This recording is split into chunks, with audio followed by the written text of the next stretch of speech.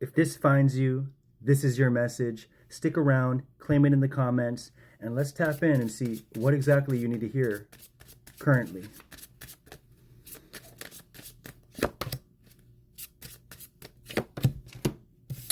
We have here self-study tied to the number 31, and we have justice tied to the number 32. Now, the first thing I notice here is 31, 32. Things are really moving in a progressive way. This means progress. But right now, you are seeking justice in some regard. You're seeking progress within your life.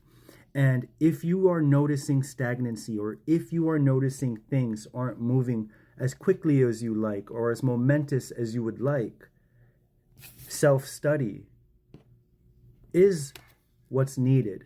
And so this is the energy of self-analyzation. This is the energy of being your own worst critic, finding your faults and beginning to change them.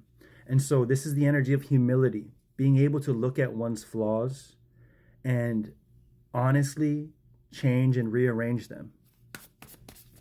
And as a result, that's going to give you justice. That's going to give you progress. That's going to give you a newfound sense of direction that's really going to move your life forward.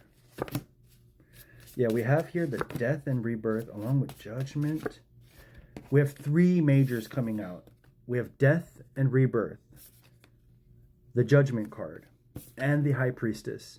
Now, these three are a representation of major life changes, major life shifts. And so you're going through a big transitionary period where everything is changing for you.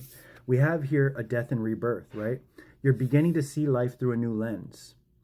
You're taking ownership of your life. You're starting to make changes within how you operate instead of blaming external circumstances. And so this is exactly how you take creative control over your life. And we see here there was a point where you were begging for change. You were putting that prayer out there. You were putting that desire out into the universe. And it seems like you were waiting on something external of you to make this shift happen. But finally, with the high priestess, you're coming to deep understanding that the change starts within yourself.